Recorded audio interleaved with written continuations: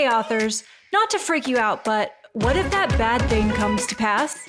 Could you be okay anyway? I'm Claire Taylor, and I'm going to prove to you that no matter what happens, you can continue to be a writer.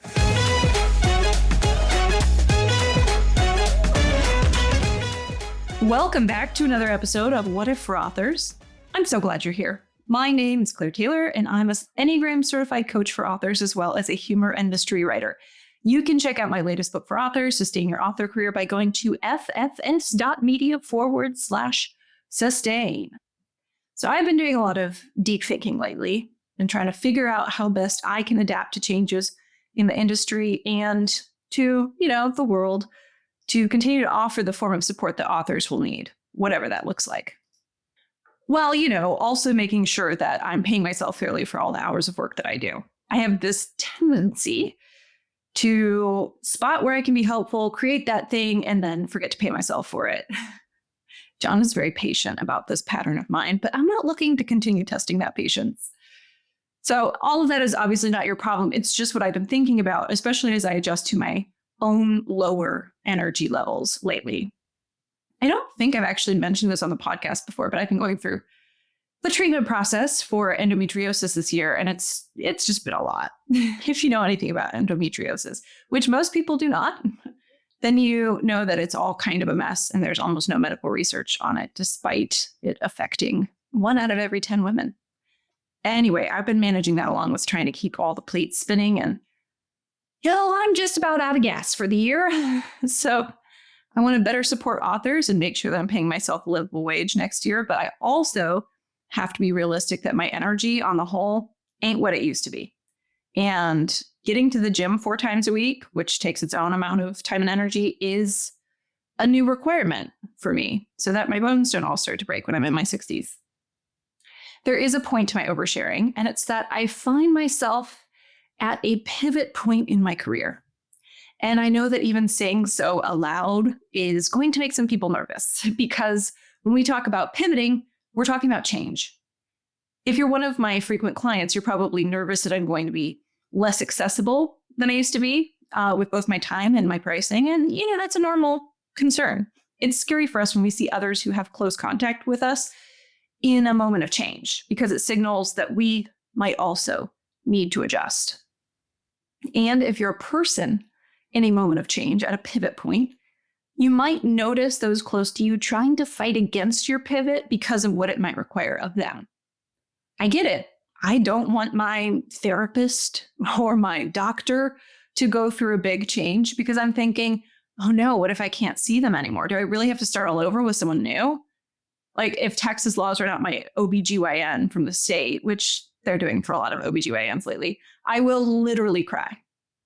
I would understand why she decided not to practice in a state that threatens her with life in prison if she crosses some very nebulous and subjective line of care for one of her patients, but I would still be distraught. So there is a lot of friction around pivots, not just internally, but externally. And sometimes it's still got to happen. So that's why on today's episode, we're going to ask, what if it's time for a pivot? I always find it interesting what each person's tolerance is for things not working like they used to before it registers that change is the less painful option. It's an interesting question to reflect on. Looking back at your life, how much frustration can you endure with something that just isn't working, usually something that worked well previously, before you're like, screw this, I got to try something else? If you're wondering whether Enneagram type plays into this, the answer is most certainly, but probably not in as simple of a way as we might initially think. For instance, you might be thinking that 7s are the first to go, this isn't working, let's try something new. And when you look at an individual project, you might be right. 7's sensitivity to discomfort and pain might cause them to be the first to see that something isn't working. Now, does that mean it can't work with a little more effort? You'd have to stick with it to find out. So are 7s the first to pivot from particular projects? Sometimes. But are 7s the first to pivot from the pattern of jumping from one project to the next? No. They will continue on with that pattern for a long time, overlooking the pain that it might be causing them before challenging it by staying with something through the initial discomfort point. Meanwhile, if you're thinking that 8s tend to be among the least likely type to pivot away from an issue, you might have a point. 8s tend to engage in a pattern of forcefulness where they want to bend the external world to their will, whether it puts up resistance to that or not. So I sometimes encounter 8s who are trying to force something to work because it once worked, and they're not seeing that the environment around them, the industry, has changed so much that they can force all they want, but they will not get the result they're hoping for. This can be incredibly unsettling of a realization for an 8 who's unfamiliar with their forcefulness not getting them what they want. So your ability to identify when it's time to pivot and not jump the gun on it, but also not resist reality for much longer than necessary out of a fear of the unknown, that is a crucial skill to practice in this industry. It's crucial because it will keep you from burning out or never getting traction in the first place. But it's a tough skill because it requires seeing things as they are, as much as anyone can claim to, rather than how we wish they were. And it also means risking disconnection with others, which many of us are incredibly reluctant to do. Here's what I mean about that, though. So, say you've been writing reverse harem books since just before the genre really took off a few years ago. You were lucky enough to be first in and made a ton of money and gathered a ton of fans to your pen name. But now those books aren't selling like they used to, and writing them isn't the easy, flowing experience that it used to be. So an argument could be made here that it's time to consider a pivot, possibly to another genre. But doing so would risk disconnection from your loyal readers and the reverse harem authors you've networked with and created friendships with along the way. Can you still move on to another genre? Sure. But the potential risk to your social connections will likely contribute to your friction in considering it. Depending on who you are and what other social connections you've developed in your life, the risk of losing those from your reverse harem pen name may be too great for you to take on. You may instead try to push through on books that you don't want to write, send emails to readers that fake excitement about something you don't feel that excited about anymore, and agonize over the diminishing sales rather than accept that it might make sense to pivot to a genre where you're either enjoying the writing, getting a lot more in sales, or both. Humans are much less likely to pull away from a group where they have social connections and a shared identity if they don't have other groups that they feel a part of that will remain intact during the transition. So this is very important. If you want to create an environment where you can see the moment for a career pivot clearly, you must develop communities outside of your writing that you feel a part of. If your identity is too wrapped up in the particulars of your career, your natural instinct to stay connected to a group will activate fight or flight when you consider leaving the group. That fear response is hugely detrimental to viewing the situation clearly and being able to see if the pain of leaving might be outweighed by the rewards of making changes. So when I talk about the importance of having a robust social network outside of writing, this is one of those solid reasons for it. I'm not just being judgmental like, ew, get a life. The smaller the portion of your identity and sense of belonging you find in your career, the better your ability to move and flow with the changing currents of the industry and your life situation. Pivoting in your career may cause social conflict with your industry connections, but we can manage that without going into fight or flight much easier when the industry only makes up like 10% of our social connections rather than, say, 90%. Our sympathetic nervous system is much less likely to keep us in that constant fight or flight, and our ability to critically and creatively think, very useful when making changes, will remain more available to us.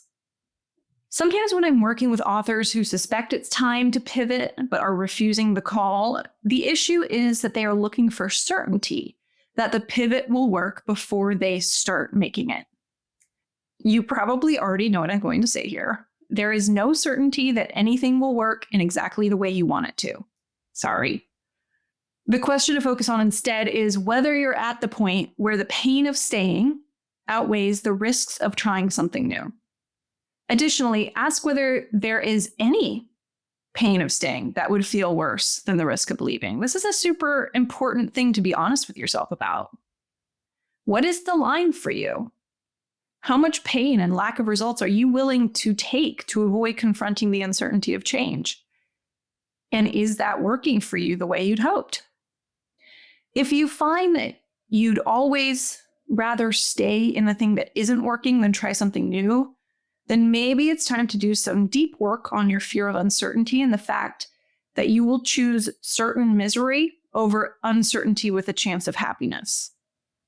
A lot of people spend their lives doing things that aren't working for them because they're unconsciously choosing the unpleasant familiar over the possibly pleasant unfamiliar. And do you want to be one of those people? It's a pretty tragic existence when you think about it.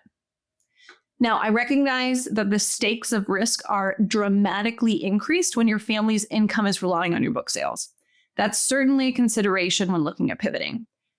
And this is where the discussion gets incredibly individualized. Are you pivoting out of fear or because you're looking at the industry and your situation with a clear head and recognizing that there is likely a better option waiting for you on the other side of a pivot? Fear work is unavoidable when one wants to be better at recognizing a wise moment to change course. Because if you haven't done that fear work, your core fear or vulnerability is likely parading as common sense. And that can get us into trouble. So let's bring a touch of self-awareness to this pivot party. Let's put some language to how our fear and avoidances might be calling for us to pivot prematurely or not pivot when the moment is calling for it. Type 1, the reformer, may pivot or not out of a sense of self-righteousness or to avoid criticism. Type 2, the helper, may pivot or not out of pride or a need to people please. Type 3, the achiever, may pivot or not out of a craving for approval or to appear more successful. Type 4, the individualist, may pivot or not out of a sense of authenticity or to avoid rejection. Type 5, the investigator, may pivot or not to avoid looking foolish or to feel competent and knowledgeable. Type 6, the loyalist, may pivot or not to avoid losing protection or appearing disloyal. Type 7, the enthusiast, may pivot or not out of a need to avoid limitations or to seek distraction from pain. The type 8, the challenger, may pivot or not to appear strong and independent or to avoid powerlessness.